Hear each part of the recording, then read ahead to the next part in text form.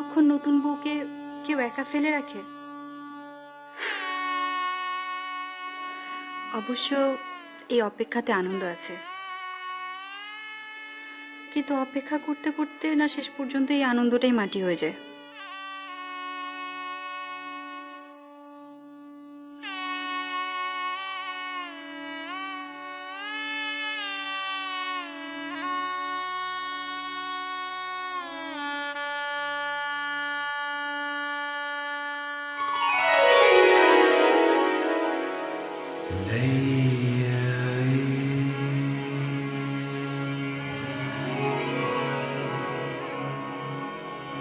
আয়নায় আমি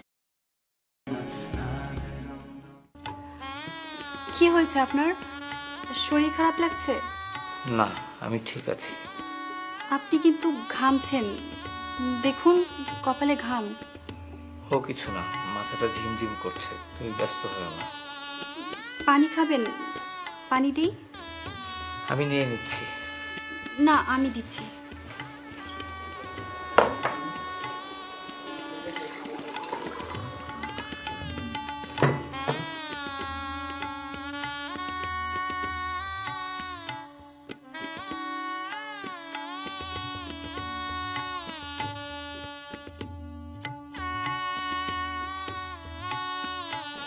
এখন কেমন লাগছে? আমাকে নিয়ে তুমি টেনশন করো না তো।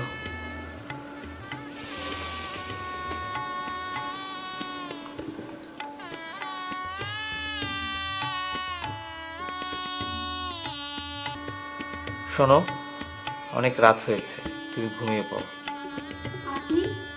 বললাম তো তুমি ঘুমিয়ে পড়ো।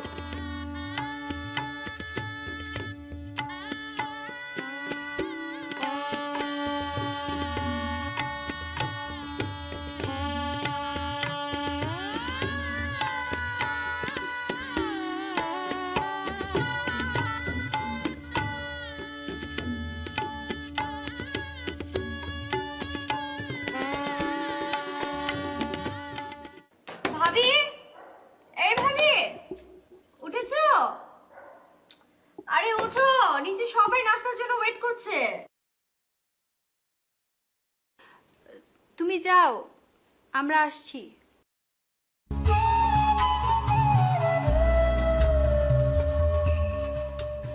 রাহাত নিজেকে কেন এভাবে গুটিয়ে রাখলো? রাহাত কি আমাকে মন থেকে মেনে নিতে পারেনি? শুধু সামাজিকতার জন্য আমাকে এসব ভেবে লাভ নেই। আমাকে আমার অধিকার আদায় করে নিতে হবে।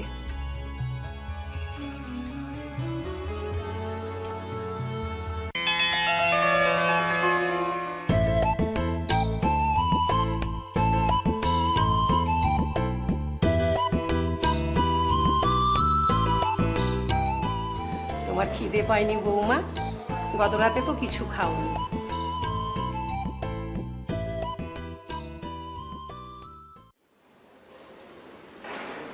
বেঁচে থাকো মা, ভালো থেকো। এই মুহূর্তের খবর, বেঁচে থাকার জন্য চাই খাদ্য, আর সেই খাদ্য টেবিলে আমাদের জন্য ওয়েট করছে। তো চলো গিয়ে খাই, নইলে মারা যাব। তোমার মুখে খাওয়া ছাড়া আর কোনো কথা নেই না? আছে তো, বলে দেবো। এক থাপ্পড় দিব, বেশি কথা শিখেছে।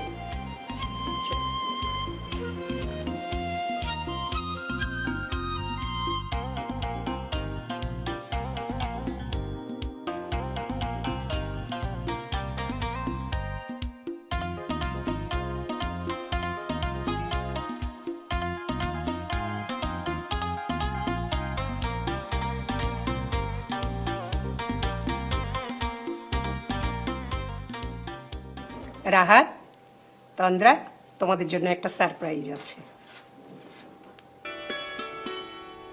কি রে, জানতে চাইলি না সারপ্রাইজটা কি? কি? তোরা হানিমুনে কক্সবাজার যাচ্ছিস। না, আমি সাথে গেলে ভালো হয় না? না, তুমি যাবে তোমার বিয়ের পর। মা, আমি আমার বিয়ের পরে হানিমুনে যাব সিঙ্গাপুরে, থাইল্যান্ডে, বুঝলে? থাম তো। কিরে বাবা, খুশি হসনি? হ্যাঁ হ্যাঁ, হয়েছে। যাও মা, ব্যাগ গুছিয়ে নাও, আজ সন্ধ্যায় তোমাদের ফ্লাইট।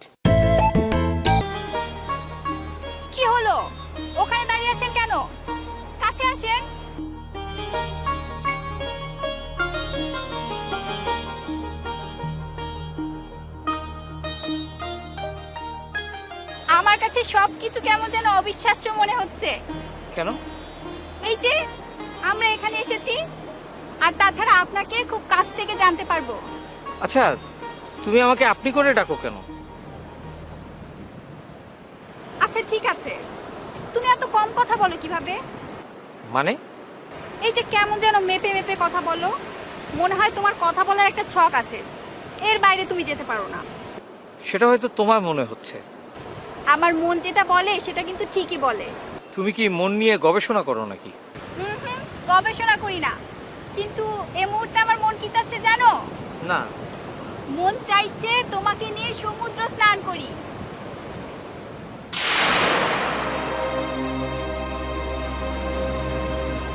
কি হলো? ইচ্ছেটা কি এবারও বিসর্জন দিতে হবে?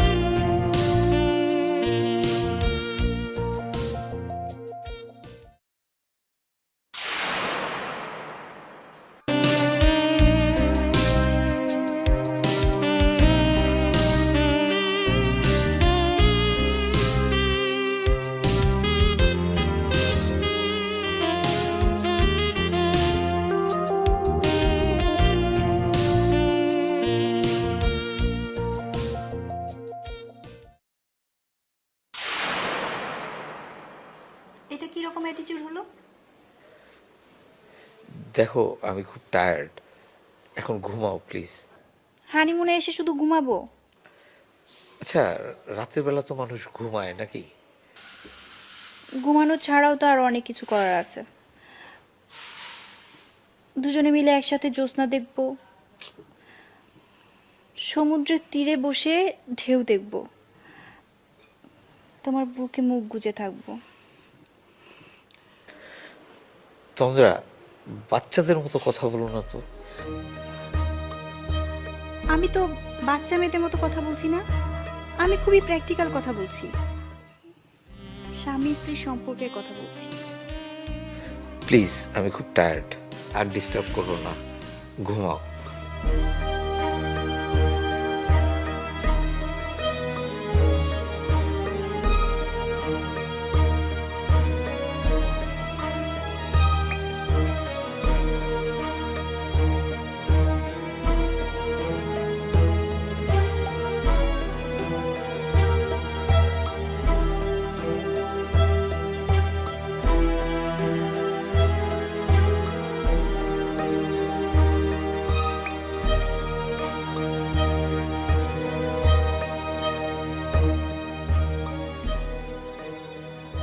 সত্যি সত্যি ঘুমিয়ে পড়লো? রাহাতের মনের ভেতর কি লুকিয়ে আছে? কষ্ট না অক্ষমতা? আমাকে জানতেই হবে। ওকে আকর্ষণ করবার সব রকম চেষ্টাই তো করে যাচ্ছি, ওর তো সেদিকে খেয়ালই নেই। না, এভাবে পাশাপাশি শুয়ে থেকে এতটা সময় কি কাটানো যায়?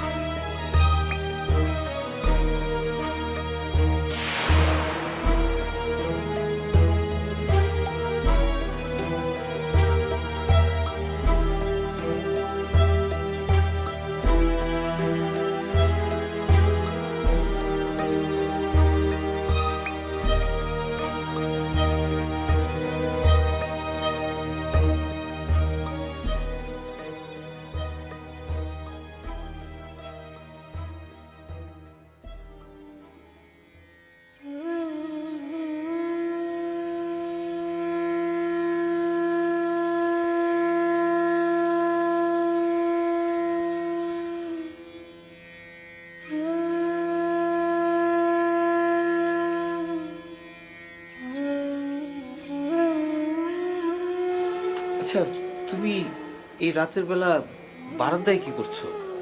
তুমি কি পাগল? হ্যাঁ, এটা ভেবেই তো তুমি আমার সামনে কিন্তু চাও না। কি বলছো এসব? গল্প বলছি, ভালো না লাগলে চলে যাও। যাব, তবে আমি একা যাব না, তোমাকেও নিয়ে যাব। আসো আমার সাথে, আসো।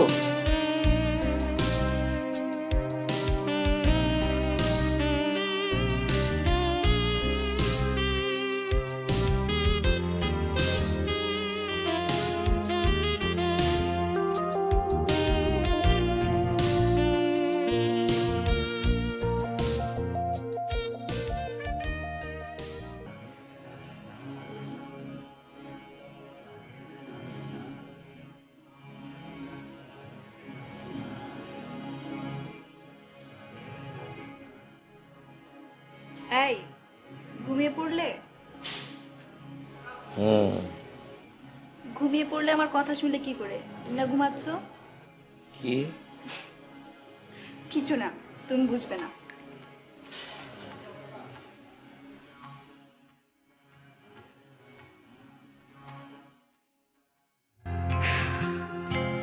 এভাবেই আমাকে সারা জীবন একা একা রাত কাটাতে হবে। বাইরে থেকে আঘাত করলে মানুষ দেখে, কিন্তু মনের ভেতর রক্ত ঝরলে কেউ দেখে না। নিজেকে আজ বড় ক্লান্ত মনে হচ্ছে। আমি কি নিজের কাছে এভাবে হেরে যাব?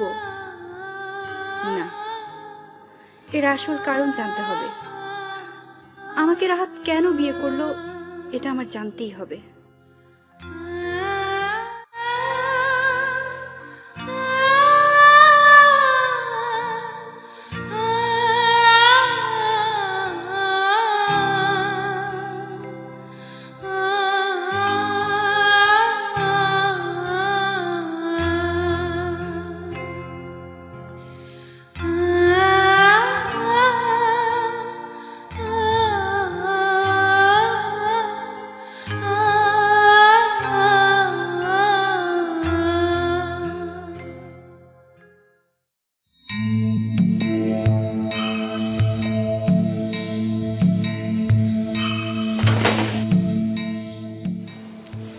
তোমরা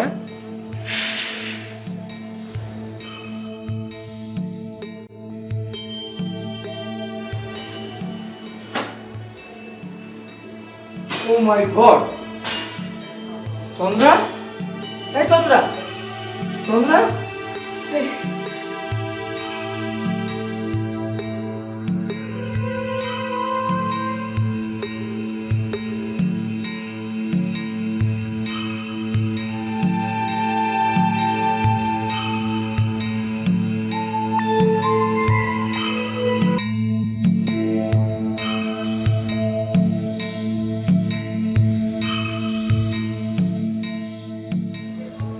ঠান্ডা একেবারে বরফ হয়ে আছে।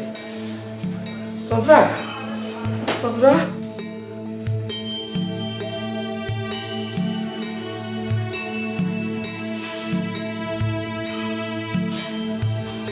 ইস, খুব ঠান্ডা হয়ে আছে। তোমরা, এই তোমরা, তোমরা, তোমরা, তোমরা, তোমরা, তোমরা, এই তোমরা,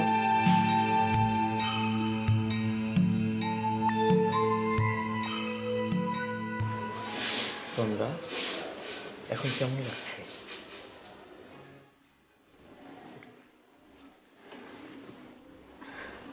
কেমন লাগছে মানে? কি হয়েছিল তোমার মনে নেই? ঠিক আছে, নাও চা খাও, ভালো লাগবে। কি হয়েছিল? তুমি বারান্দায় গিয়ে অজ্ঞান হয়ে পড়ে গিয়েছিলে। ঠান্ডায় সমস্ত শরীর তোমার বরফ হয়ে গিয়েছিল। তাহলে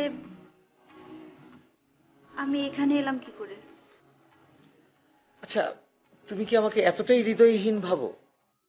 গত রাতে বারান্দায় গিয়েছিলাম সেটা মনে আছে, কিন্তু যা কিসব, এতেই আমি খুশি যে রাহাতের মনের কোনো এক কোণে ভালোবাসা আটকে আছে।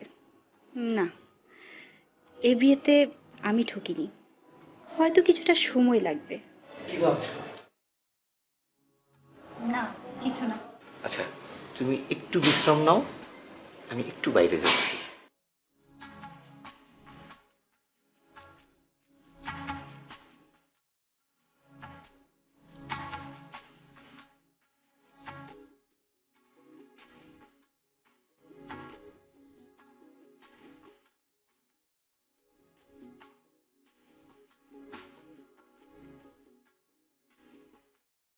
তন্দ্রার তো কোনো দোষ নেই, কেন আমি শুধু শুধু তাকে আমার অতীতের জন্য কষ্ট দেব? আমার উচিত তাকে সুখী করার চেষ্টা করা, এবং আমি সেটাই করব। I have to draw a line between my past and the present.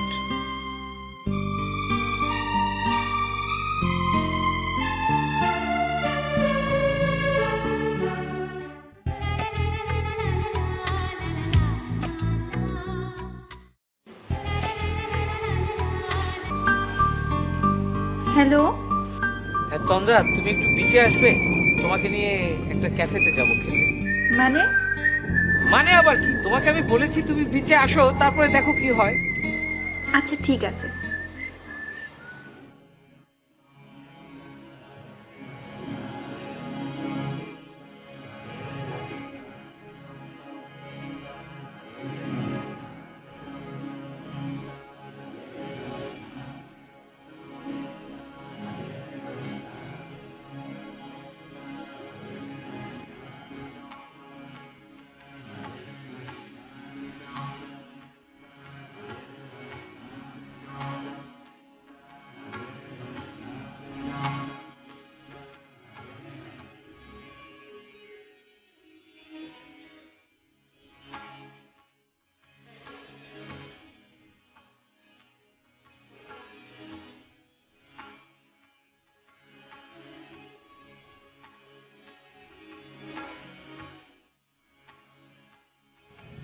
তোমাকে আজকে অনেক সুন্দর লাগছে। এই কথাটা তোমার কাছ থেকে শোনার জন্য আমি কতদিন ধরে। থাক, আর বলতে হবে না। এখন থেকে আর কখনো অপেক্ষা করতে হবে না। প্রতিটা মুহূর্তে, প্রতিটা ক্ষণে তুমি এই কথাটা শুনতে পাবে। তো বাই দিবে, আমি তোমার জন্য একটু ড্রিঙ্কসের অর্ডার করেছি, চলবে? চলবে মানে দৌড়াবে, দেশটায় গলা শুকিয়ে কাট। I am really sorry. It's okay. না, তোমার সাথে অনেক অন্যায় করেছি, আমি ক্ষমা করে দিও। এখন ফিরে যাই, প্রচন্ড মাথা ব্যথা করছে। জো হুকুম মহারানী। মহারানী, এটা কিরকম কথা? আমি তোমার কাছে সারা জীবন চন্দ্রা হয়েই থাকতে চাই। তো তুমি তো তন্দ্রা হয়েই থাকবে আমার কাছে সারা জীবন।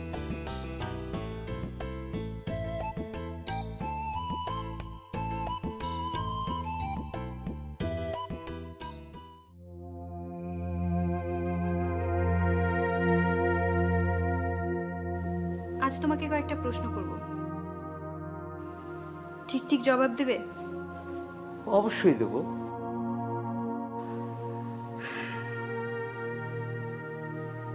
তোমার ভেতরে আমি দুটো রূপ দেখতে পেয়েছি। তুমি দিনে একরকম, রাতে আরেক রকম। কেন বলো তো? আচ্ছা, হঠাৎ এই প্রশ্ন আসছে কেন? এ প্রসঙ্গ আসছে কারণ স্ত্রী হিসেবে তুমি আমাকে যথাযথ মর্যাদা দাওনি। তন্দ্রা, তুমি শুধু শুধু বিষয়টাকে ঘোলাটে করছো। না, আমি পরিস্থিতি ঘোলাটে করছি না, আমি পরিস্থিতি স্বচ্ছ করতে চাচ্ছি। এই যে তুমি দিনে একরকম, রাতে আরেক রকম, ব্যাপারটা আমাকে খুব ভাবাচ্ছে। আমি নিজে নিজের মধ্যে একটা হীনমন্যতায় ভুগছি। আচ্ছা, আমাকে তোমার উপর চাপিয়ে দেওয়া হয়নি তো না? তন্দ্রা, আজকে আমি তোমাকে সব কথা খুলে বলবো। আই ডোন্ট নো তুমি কিভাবে রিয়াক্ট করবে, কিন্তু আমার মনে হয় আমার কথাগুলো তোমার শোনা উচিত। বলো তুমি কি বলবে। তোমার কিন্তু ভালো লাগবে না, আমি তোমাকে আগেই বলেছি। ভালো না লাগলেও আমি শুনতে চাই। ওকে। আমার জীবনে জবা নামে একটি মেয়ে এসেছিল। আমি তখন কেবল বিদেশ থেকে দেশে ফিরেছি। আমার এক বন্ধুর বাড়িতে ওর সাথে পরিচয়।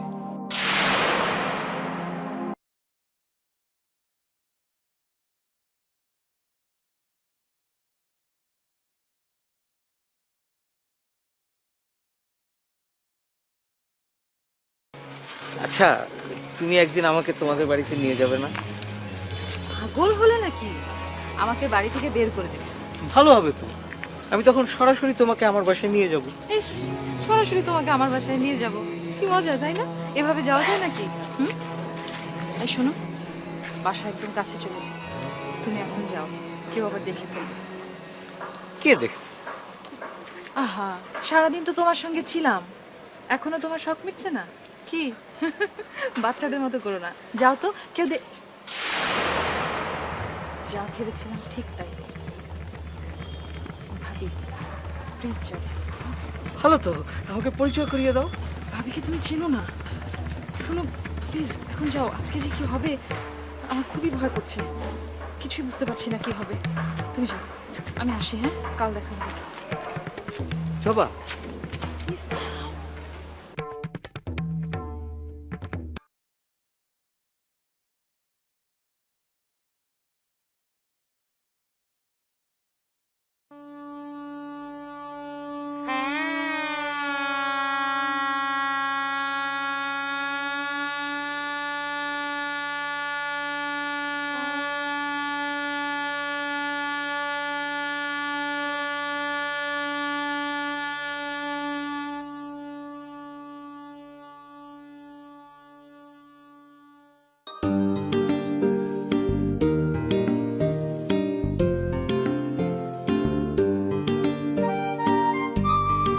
লাল টুকটুকে বোঝাই গো, লাল নাটের খেতে গো, লাল নাটের খেতে।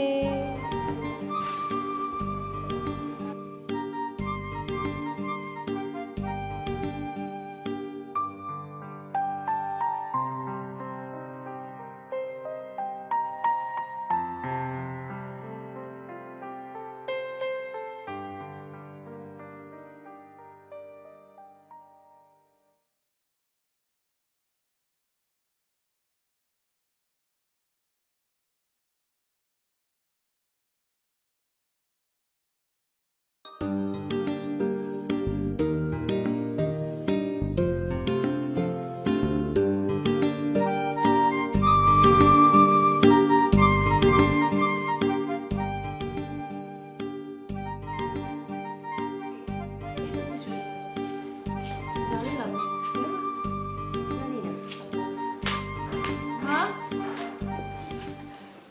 আমাকে কেমন লাগছে? আপনাকেও একটু সালাম করি। সরি, তোদের ছেলের বউ না? যাও, রুমে যাও, যাও মা, আমি তো রুমে যাও। যাবো না, আমাকে কেমন লাগছে বলতে হবে। আমাকে কেমন লাগছে বলেন না? শোনো, তোমাকে খুব সুন্দর লাগছে। যাও, এসব মুছে ফেলো, যাও, যাও গিয়ে মুছে ফেলো। না, আমি মুছবো না কিছুতে। বাহ, কি সুন্দর আপনার ঘড়িটা। আমার না কোনো ঘড়ি নাই, আপনার ঘড়িটা কি আমাকে দিবেন? কিছু এরম বলে না। কি হয়েছে তোমার? তুমি এরম করছো কেন? যাও, যাও, আমি যাবো না।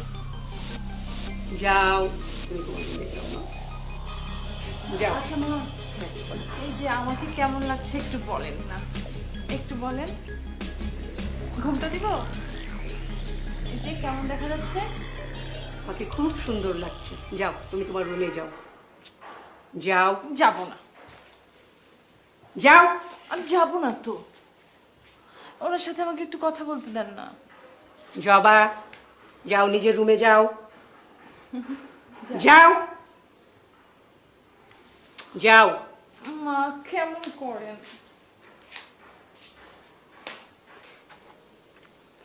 সো স্যাড ভাবি, মেয়েটা দেখতে কত সুন্দর, পাগলের মতো যা করলো আমার কিন্তু ভালো লাগছে না ভাবি।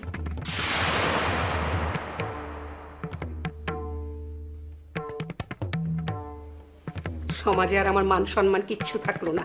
ছি, আজ আসুক রাহাত, এর একটা বিহিত আমাকে করতেই হবে।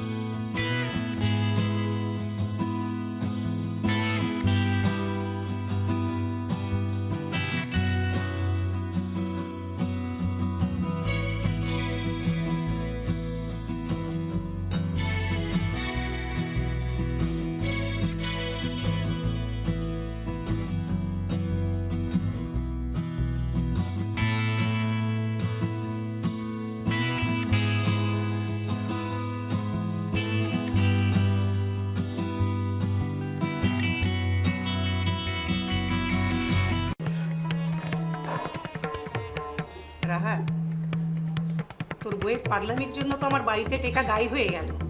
কেন, ও আবার কি করেছে? কি করে মানে? ওর পাগলামির জন্য তো আমি দুদিন পর পাড়া প্রতিবেশীর কাছে মুখ দেখাতে পারবো না, আর তুই বলছিস কি করে? মা, তুমি এসব কি বলছো? ওকে তুমি পাগল বলছো কেন? ও তো পাগল না। ও সাময়িকভাবে একটু মানসিক ভারসাম্যহীন, এটা ঠিক হয়ে যাবে, এটা নিয়ে টেনশন করার কিছু নেই। হ্যাঁ, তোমাকে তো আর সামাল দিতে হয় না। তুমি তো যখন বাড়িতে আসো ও তখন সম্পূর্ণ সুস্থ, কিন্তু সারাদিন ওকে তো সামাল দিই আমি। ও কি করে না করে সেটা তো আমার উপর দিয়ে যায়, তুমি তো আর কিচ্ছু বুঝবা না। তোমার চা। Thank you. মা, আপনাকে এক কাপ চা দেবো? ও মা, মা বুঝি রাগ করেছে না? ও অফিস চলে যাবে যাও। বলে ওর চাটা আগে করলাম, এক্ষুনি এনে দিচ্ছি মা। ওকে কি তোমার পাগল মনে হলো?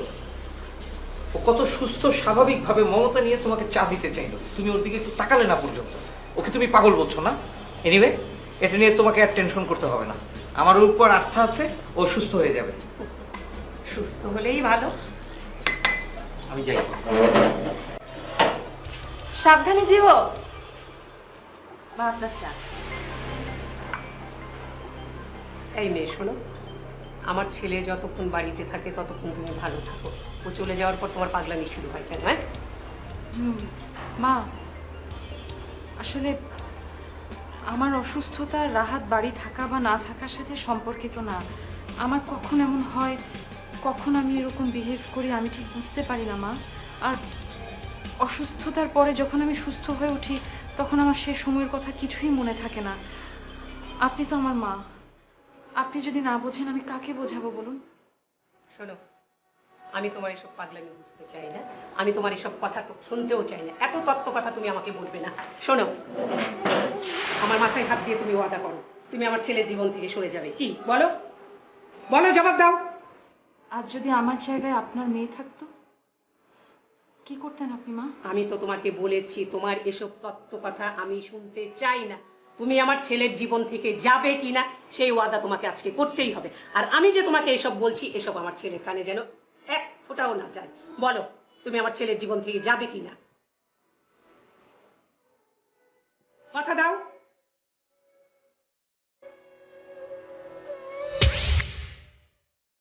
এভাবে আমাদের দিনগুলো কিন্তু খুব সুন্দর কাটছিল, কিন্তু জবা মাঝে মাঝে এমন সব কাণ্ড ঘটাতো যাতে মা খুব বিরক্ত হতেন।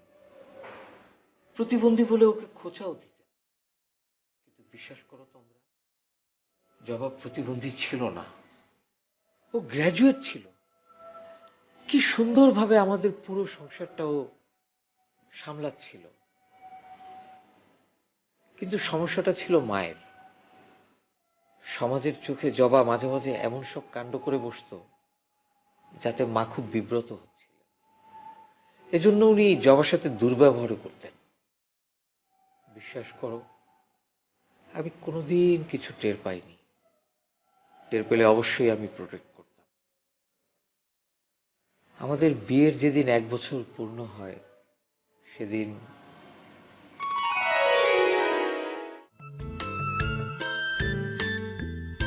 জবা, তুমি কিন্তু রেডি হয়ে থেকো। হ্যাঁ, আমি এসেই তোমাকে নিয়ে বাইরে যাবো। ঠিক আছে। তোমার কি কোনো কারণে মন খারাপ? কই না তো। আজকে আমাদের প্রথম বিয়ের বার্ষিকী, তোমার আনন্দ হচ্ছে না? দেখতে দেখতে কেমন 1 বছর কেটে গেল। হ্যাঁ, কি হ্যাঁ? আমাকে নিয়ে তোমাদের অনেক লজ্জা, তাই না? মোটেও না। তুমি কি কখনো সেরকম দেখেছো আমাকে? সংসারে তো আর তুমি একা নও, আরো অনেকেই আছেন। মা কি তোমাকে কিছু বলেছেন? আমার মাথায় হাত দিয়ে তুমি ওয়াদা করো, তুমি আমার ছেলের জীবন থেকে সরে যাবে। কি বলো?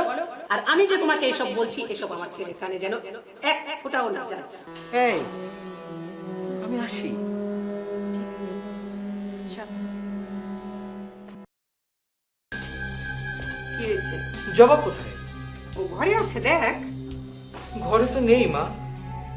তাহলে হয়তো ছাদে গেছে। ছাদেও নেই।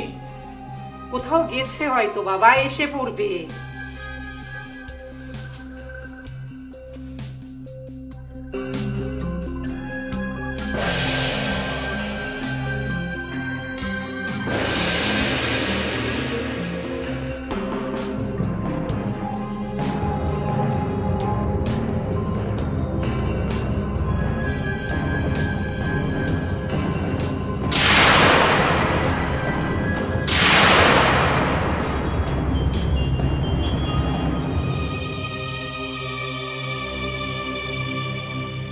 বিয়েবার্ষিকীতে এর চেয়ে ভালো উপহার তোমায় আর দিতে পারলাম না।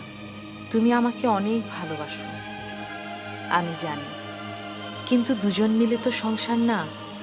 আমাকে নিয়ে সংসারের অন্য সবার খুব সমস্যা। সমস্যার চেয়ে আমারই লজ্জা হচ্ছিল বেশি, তাই আমি এই সিদ্ধান্ত নিচ্ছি, আমি চলে যাচ্ছি। রাহাত, ওই কবিতাটা শুনেছ তো? মেহেদি পাতা দেখেছ নিশ্চয়ই। উপরে সবুজ, ভেতরে রক্তাক্ত, ক্ষত বিক্ষত। নিজেকে আজকাল বড় বেশি মেহেদি পাতার মতো মনে হয় কেন? উপরে আমি, অথচ ভেতরে কষ্টের যন্ত্রণায় এমন সব বড় বড় গর্ত যে তার সামনে দাঁড়াতে নিজেরই ভয় হয়। সত্যি সত্যি আমার খুব ভয় হয়। আমি নিজেকে আর সামলাতে পারিনি। ভেবেছিলাম আত্মাহুতি দেব, কিন্তু পারলাম না। ভালোই হয়েছে, ওতে তোমাদের আরো ঝামেলা হতো। আমাকে আর খুঁজো না। ভালো থেকো, তোমার জবা।